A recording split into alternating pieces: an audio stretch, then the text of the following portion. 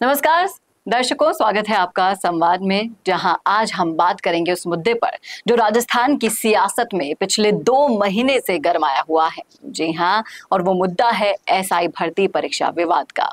अब जयपुर में सांसद हनुमान बेनीवाल पिछले 2 महीने से इस मामले को लेकर धरने पर बैठे हैं और अब उन्होंने दिल्ली कूच की चेतावनी दे दी है।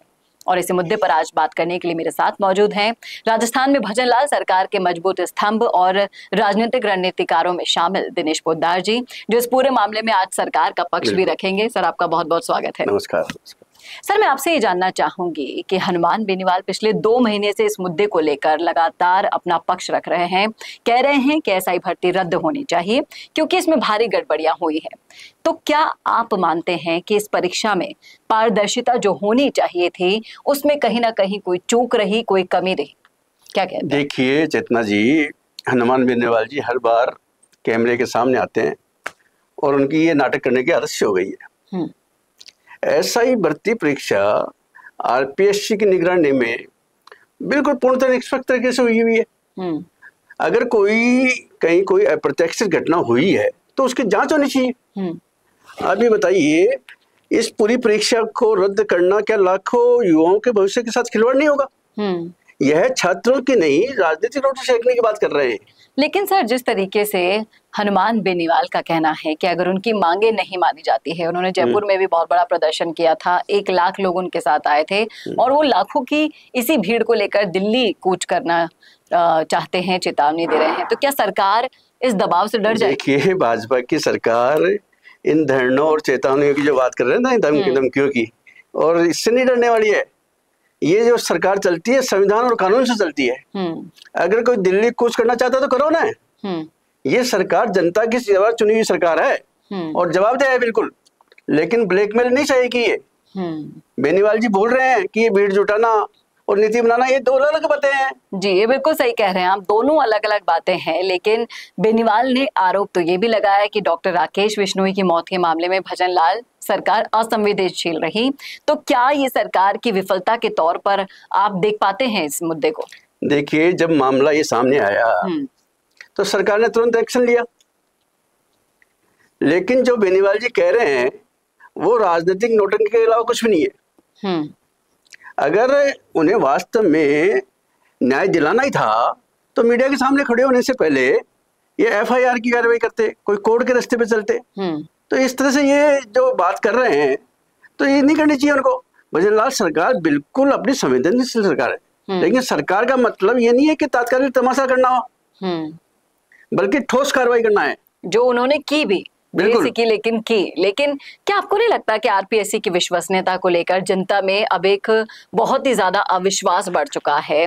तो क्या पुनर्गठन का जो विचार है, आपको भी लगता है कि वो गलत है? बिल्कुल। देखो, हर संस्था में सुधार की गुंजाइश होती है, लेकिन सुधार का मतलब उसे कोई तोड़ देना थोड़ी होता है। आरपीएससी की जो परीक्षाएं हैं 90% परीक्षाएं निष्पक्ष होती है, लेकिन अगर किसी परीक्षा में गड़बड़ी है तो उसके लिए जांच बिठाइए, दोषियों को सजा दीजिए जी। लेकिन आप पूरी संस्था को सजा देना या बदनाम करना या देश का युवाओं को अपमान करना, ये कोई बात है क्या? जी, और कहीं ना कहीं यही सब हो रहा है। पिछले कुछ दिनों से सड़कों पर बार बार आ जाते हैं हनुमान बेनीवाल और दूसरे नेता भी। लेकिन आप जो बार बार कहते हैं कि सरकार छात्रों के साथ है, लेकिन फिर भी सरकार का विरोध क्यों कर रहे हैं छात्र? देखिए, विरोध वहां होता है जहाँ राजनीतिक कोई एजेंडा छिपा हो। जिन्हें सिर्फ मंच और माइक्रोफोन चाहिए वही धरने देते हैं। सरकार विद्यार्थियों के साथ है, तभी तो वो 24 घंटे मतलब हेल्पलाइन, ये 24 घंटे की हेल्पलाइन शुरू की, जॉब कैलेंडर जारी किया और पेपर लीक माफिया पर सब कानून बनाया। तो विरोध के पीछे कौन है? ये तो जनता जानती है। और इसी के तहत अभी फर्स्ट ग्रेड की परीक्षा भी उन्होंने टाल दी है, आगे कर दी है। तो क्या आप मानते हैं कि हनुमान बेनीवाल का आंदोलन सिर्फ और सिर्फ सत्ता में वापसी की तैयारी है, इससे ज्यादा और कुछ नहीं है? ये आंदोलन नहीं, राजनीतिक प्रैक्टिस है इनकी। तो जो व्यक्ति हर 6 महीने में धरने पे बैठता हो उसे आंदोलनकारी नहीं कहेंगे, उससे राजनीतिक कलाकार कहते हैं। वो हर मुद्दे पर सरकार को घेरना चाहते हैं जी। लेकिन सच्चाई ये है कि जनता अब असली मंशा पहचान चुकी है, जो ये बेनीवाल जी की मंशा है उसको पहचान चुकी है जी। और कहीं ना कहीं इस मंशा को जिस तरीके से आप कह रहे हैं जनता पहचान चुकी है, लेकिन इस मंशा को अपनाने से हनुमान बेनीवाल नहीं चूकेंगे, क्योंकि उनको पता है कि उनके पास आखिरी विकल्प ही जनता को अपने साइड में करने का, अपने पाले में करने का यही है।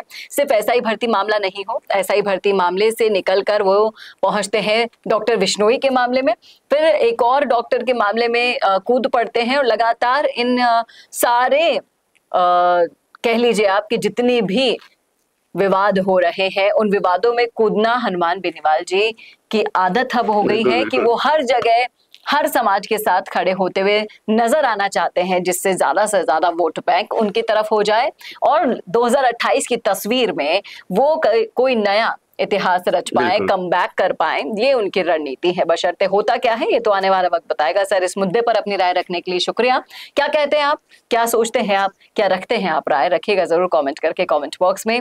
और ऐसे ही वीडियोस के लिए देखते रहिए संवाद भारत का, भारत के लिए। नमस्कार।